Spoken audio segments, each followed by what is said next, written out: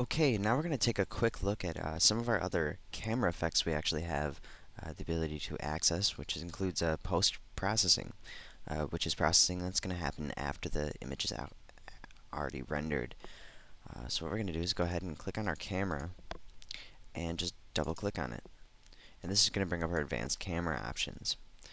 In here we can have the camera preview if you want, and we can set our resolution in here, which is going to show up in this little preview. We could also set our panoramic and spherical renders in here as well. But the really neat thing about this is our post-processing, which gives us the ability to use View instead of programs like Photoshop and things like that for post-production. And we can really have this saved into our actual files as they're being created and not have to worry about loading them into another program, and we can do it all within View. So we can adjust our color if we wanted to, so we could adjust the hue and all the different colors that we have. And if you're used to any editing programs, these will seem very familiar. You can also adjust the brightness of the overall scene and the saturation, which is all color for saturation. See how brightly the color is, how vivid it is, and also we can do black and white scenes by bringing our saturation down all the way to negative 100%. And then what you'd also want to do for this is actually adjust your gain and things like that. The gain will give you is more of a contrast, as you can see in here that we're getting.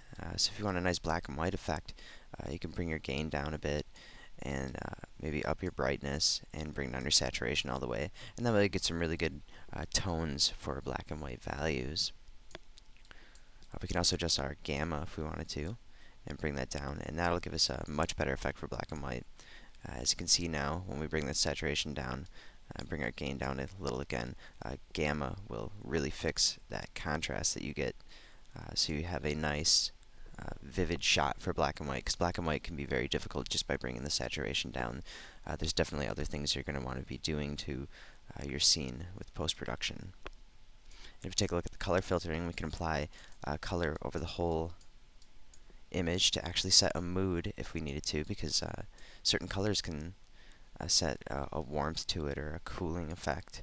So we could have kind of a blue for kind of a happier tone, and then a red for maybe a dark evil tone or something like that. And you can really set your mood of the scene just by adjusting the overall lighting once you've actually had it rendered, and you can do all this stuff. It's really neat. We can also do the color perspective and adjust that overall color as well. And you can see the changes taking effect real time in our camera preview, which is really nice to have. Because what it's actually doing, we don't really have to worry about it rendering anything except the actual post-processing effects, just because we are taking this preview we already have rendered, and it's using that as just an image and not as an actual updating anything in the scene. So you want to make sure your previews are fully rendered so that can import in here right away, and you don't have to worry about this really rendering.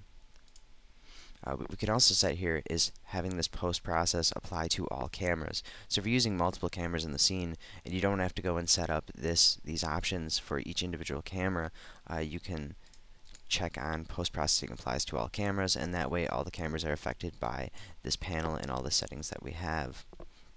What we also have in here is the ability to adjust our motion blur length from 0% to 100%, and we can even expand our values beyond that.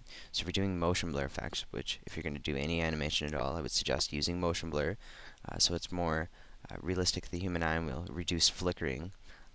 You can set that up and change the actual amount of your blur length. Of course, speed is definitely the main consideration when it comes to motion blur. The faster the object, the more blurred it's going to be.